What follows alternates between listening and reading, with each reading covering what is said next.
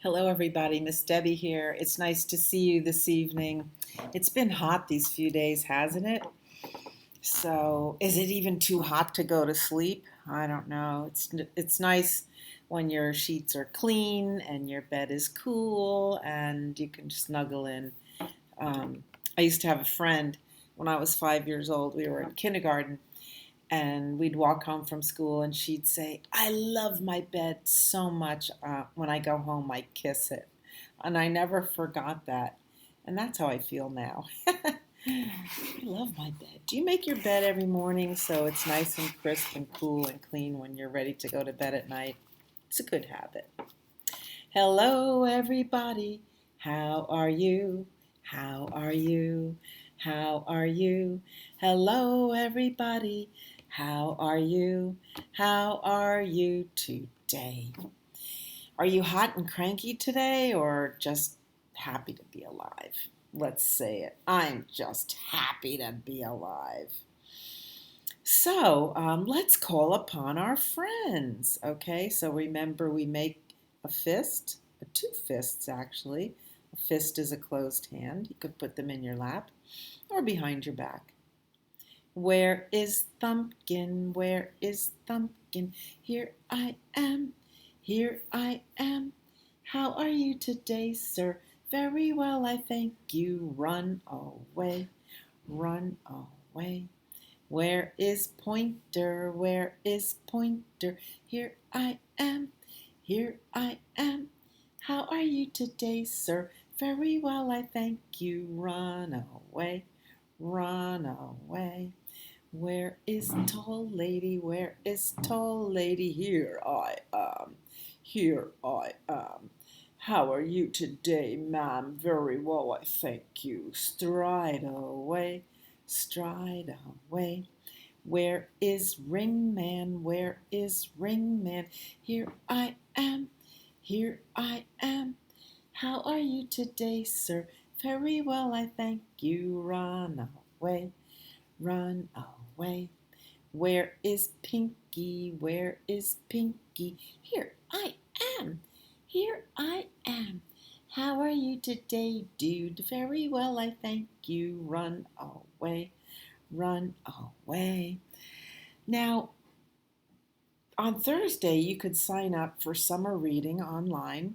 Our program goes by reading books all summer, and the more you read, the more chances you get for prizes. So what could be more fun? You don't even have to go to a carnival. You could just come to the library, borrow books, and read. Now, here's the thing.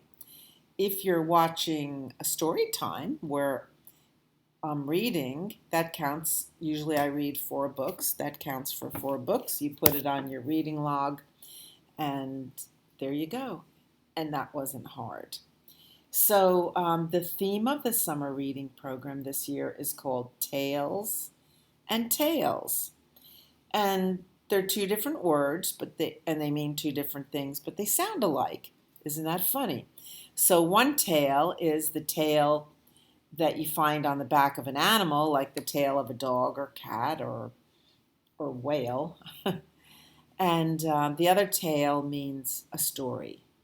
A tale, that means a story. So, tales and tales. So, for my first book tonight, I picked out one of my very favorite books by Julia Donaldson called The Snail and the Whale. I'm just looking through my notes. I don't think I've read this. I hope I haven't read this. And I don't see it in my notes that I read. So that's a good thing. So see that whale? And look at his tail. And on top of his tail is a little tiny snail. So this is by Julia Donaldson, and the illustrator is Axel Scheffler. And I just love this book for the story it tells, the tale it tells, and the pictures that go with it. The snail and the whale. I'll try to show you the pictures close up too, because they're just fun. This is the tail of a tiny snail. and a great big gray-blue humpback whale. This is a rock as black as soot, and this is a snail with an itchy foot. The sea snail slithered all over the rock and gazed at the sea and the ships in the dock. And as she gazed, she sniffed and sighed. The sea is deep and the world is wide. How I long to sail, said the tiny snail. So there's her slippery rock, and there she is. She's cute. And here's the dock where the boats are, the ships, I should say, because when they're big like that, they're called a ship. And there's the rock right up front with barnacles on it and the little snail. And it's quite a busy harbor there. These are the other snails on the rock, who all stuck tight to the smooth black rock, and said to the snail with the itchy foot, "Be quiet, don't wiggle. Sit still, stay put." But the tiny sea snail sniffed and sighed, then cried, "I've got it. I'll hitch a ride." This is the tail, this is the trail of the tiny snail. A slivery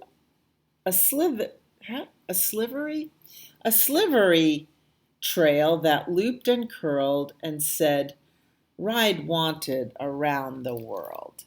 So here's what she wrote on the rock. Ride wanted around the world.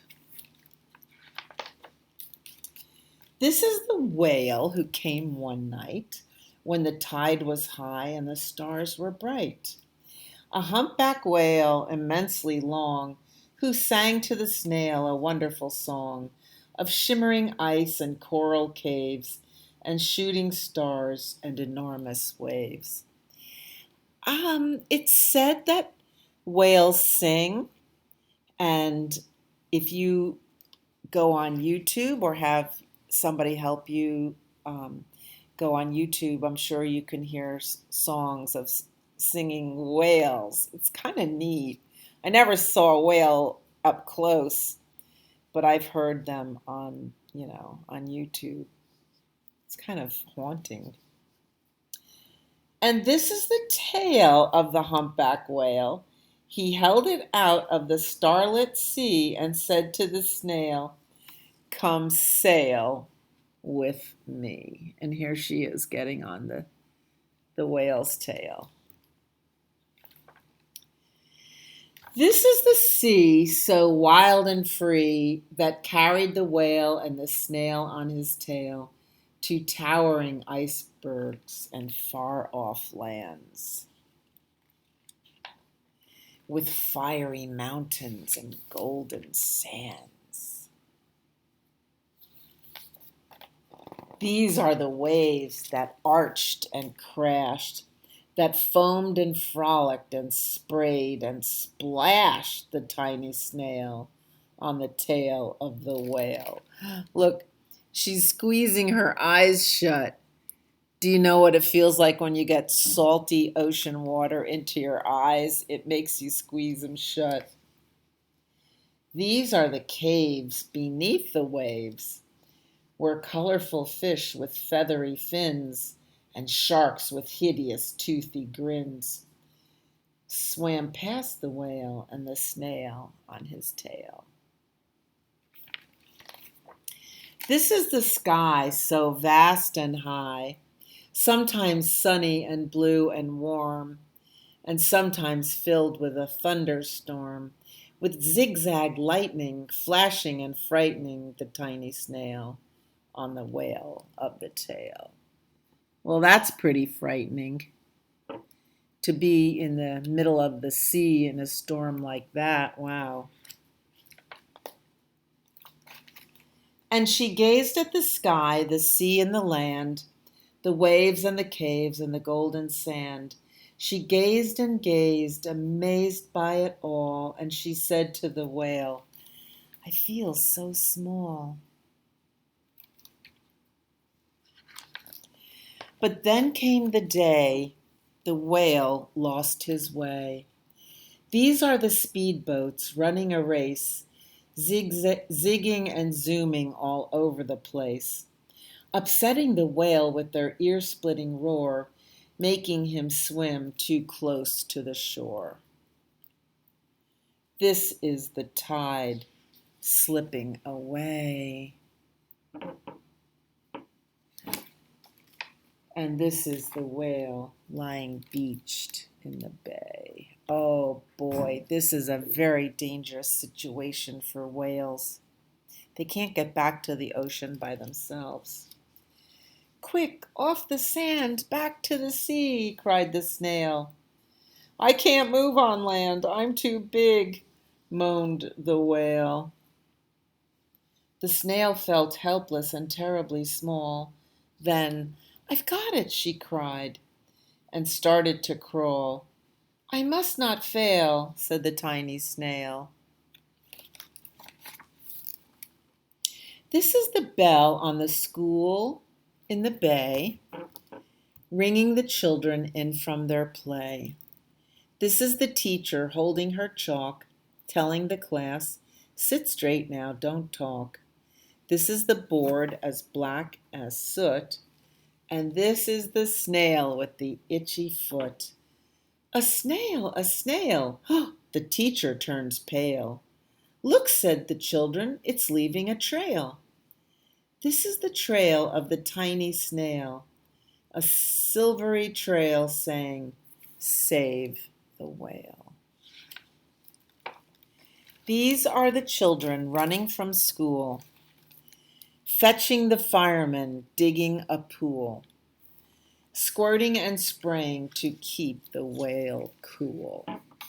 So they dug a little pool and they sprayed the whale to keep it wet or else it would die. This is the tide coming into the bay. Here it comes. And these are the villagers shouting hooray as the whale and the snail travel safely away. Back to the dock and the flock on the rock, who said, how time's flown and haven't you grown? And the whale and the snail told their wonderful tale of shimmering ice and coral caves and shooting stars and enormous waves, and of how the snail, so small and frail, with her looping, curling, silvery trail, saved the life of the humpback whale. That's a lot of tongue-twisting words. Then the humpback whale held out his tail, and on crawled snail after snail after snail.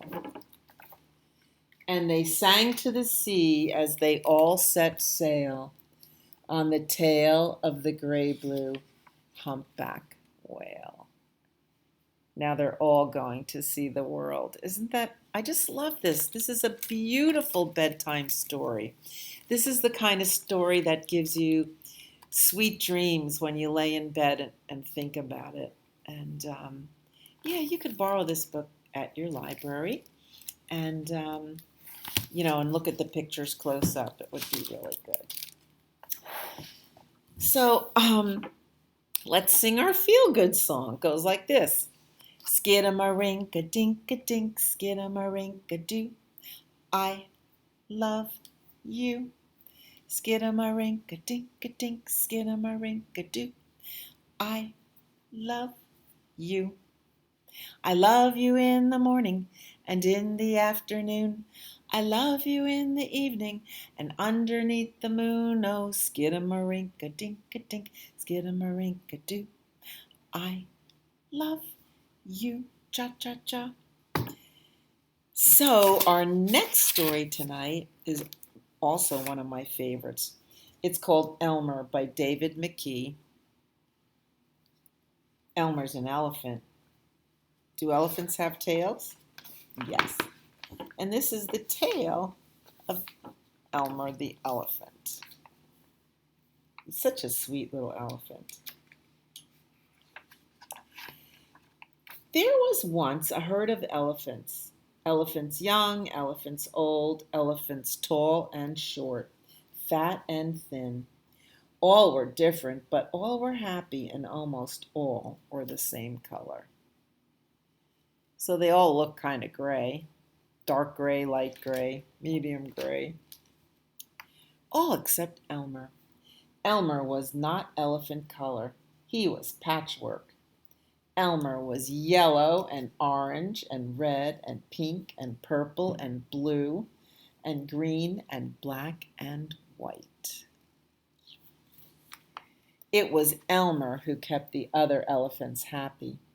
Their games and jokes were always his idea. If an elephant was laughing, the cause was usually Elmer. But Elmer himself wasn't happy. Who ever heard of a patchwork elephant, he thought. No wonder they laugh at me. One morning, just as the others were waking up, Elmer slipped away.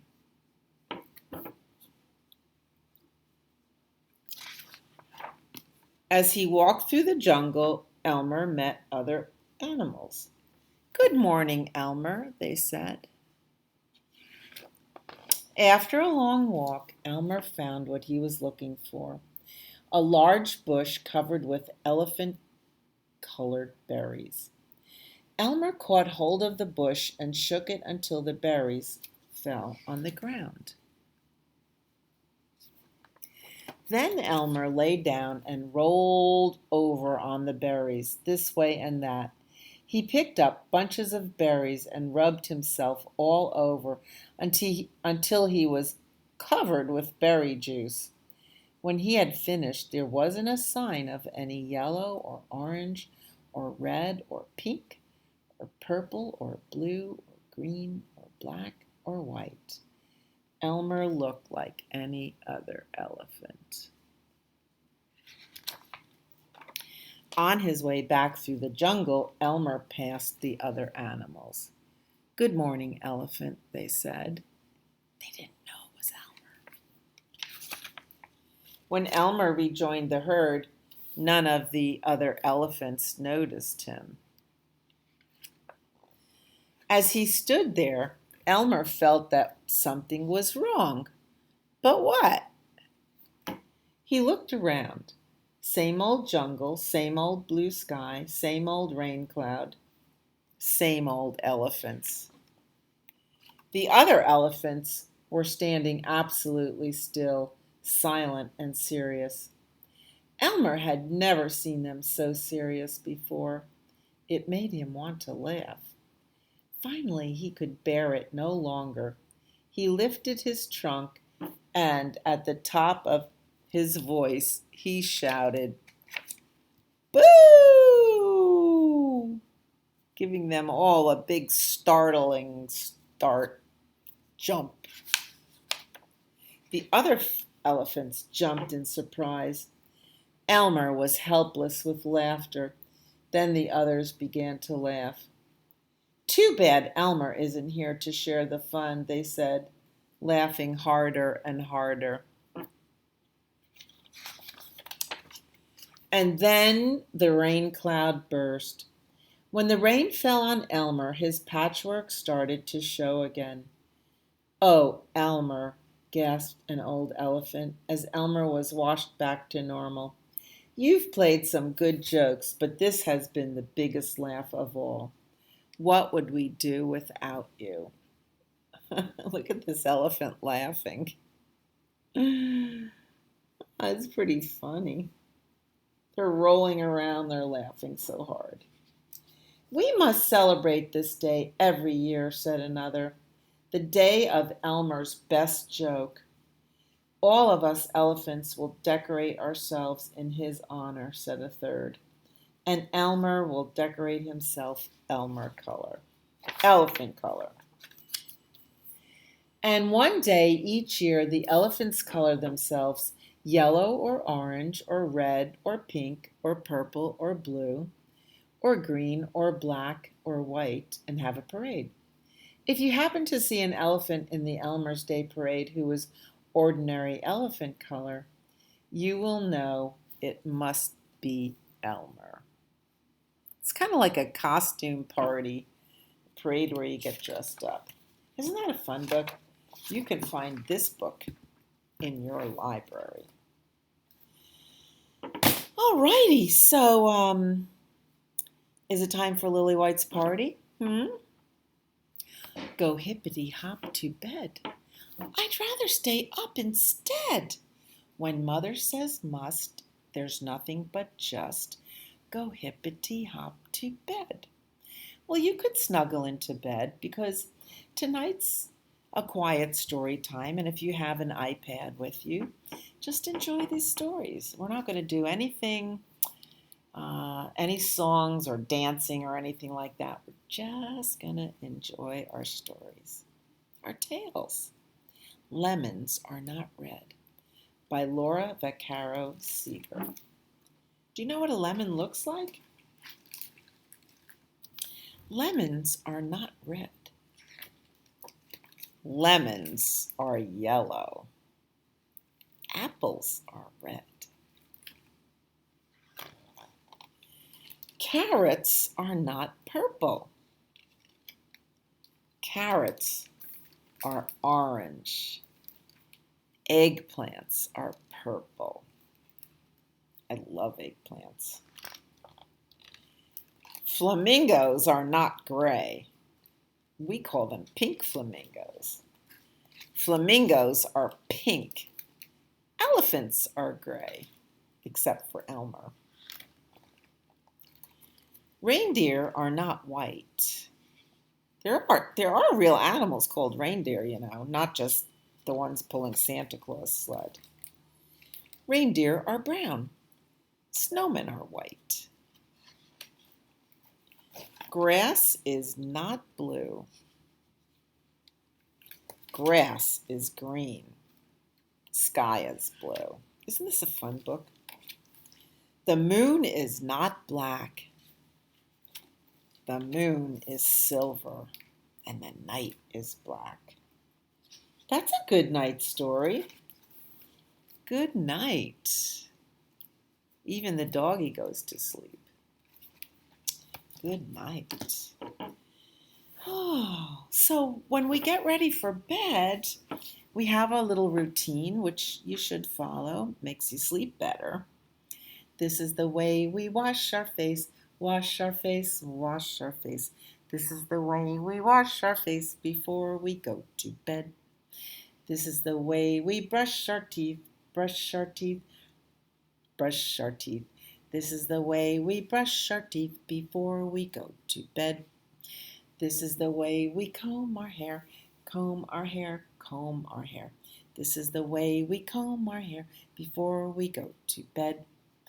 This is the way we blow a kiss, blow a kiss, blow a kiss. This is the way we blow a kiss before we go to bed. Mwah! One more story. Reading makes you feel good. Of course it does.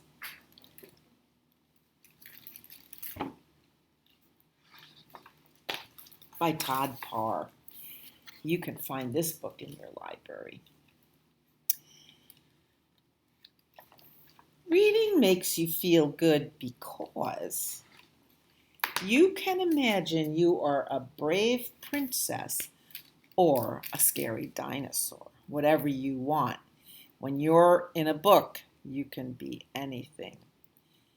The princess says, "Help, help, save me," and the dinosaur says, "Grr, grr." You can learn about cool places and people. This is a classroom, and the teacher says book reports are due Friday.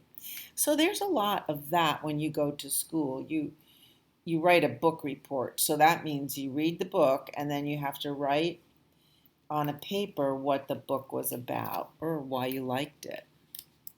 And the posters in the classroom say, "Be who you are and do your best every day." When you read, you can make a new friend. You can make a friend who likes to read. And you can do it anywhere. Reading makes you feel good because this little squirrel is reading to the animals. How sweet. Reading makes you feel good because you can learn how to make pizza or cupcakes or pickles out of all those cucumbers that are growing in your garden. You can learn how to make things. You can find your favorite animals at the zoo. So here's the word zoo. And on each place, each sign says where you can find the animals. So this says tigers, snakes. These are the pandas and the lion. So if you can read the signs, you know where to find the animals at the zoo. You can make someone feel better when they are sick by reading to them. People love to be read to, not just children. I'll bet you have a mommy or a daddy or a granny who love when you read to them. In a book, you can travel to faraway places. That's the best part. You can read about places that you've never been to, like Florida Everglades or Mount Everest, things like that. So great. And you can read anywhere. But don't read underwater because it'll ruin your book. Reading makes you feel good because you can do it all by yourself. So a lot of my friends, even if they can't read the words on the page, if the book was read to them, they remember the story. And then they could go through the book page by page and tell the story. Isn't that remarkable? And I'll bet you can do it, and I'll bet you do it. When you read a book, you can learn how to take care of your pets. And really important, you can follow signs on the road. This is a fun way to learn how to read. Whoever's driving the car, mommy or daddy or Aunt Matilda, they can point out the stop sign, for sale sign, school bus, hotel sign, pizza sign. It's fun to learn how to read signs, and signs are different. So, like stop signs always look like this. So if you couldn't read, you'll know that it means stop. You can share a book with anyone. In the hospital, at a shelter, at an apartment building, at the library, at school, and you can do it anywhere. And here's a picture of a bookmobile. We don't see too many bookmobiles around, but they're out in the country. I think Morristown has a bookmobile. Reading is important when you read or when someone reads to you. It helps you learn and discover new things. Curl up with someone and read a book. You'll feel really good. Love, Todd. The end. And like I said, once somebody reads a book to you, even if you haven't yet learned how to read the words, you will still be able to tell the story by looking at the pictures. It's just remarkable how pictures and words work together. So I want to thank you for spending the evening with me before you go to bed, and a couple of nighttime songs. And the Girl Scout, we say the Girl Scout song goes like this. Day is done, gone the sun, from the lake, from the hills, from the sky. All is well, safely rest. Sleep is nigh. Sleep is near. you'll go to sleep pretty quickly, I think. And Wee Willie Winkie runs through the town, upstairs and downstairs in his nightgown, peering through the windows and peeping through the locks. Are the children in their beds? It's almost 8 o'clock. Bedtime. So thanks again. We do pajama story time every Wednesday night at 7 o'clock. Be there or be square. And next month, in July, we'll have it out on the lawn again. We had a lawn session last week, and once a month, both July and August, we'll do an outside. It was so fun to sit on the grass and just listen to stories. So, thank you. You are my sunshine, my only sunshine. You make me happy when skies are gray. You'll never know, dear, how much I love you. Please don't take my sunshine away. Good night, sweet dreams. Or we used to say, good night, sleep tight, don't let the bed bugs bite. But I just say sweet dreams. And have a great day.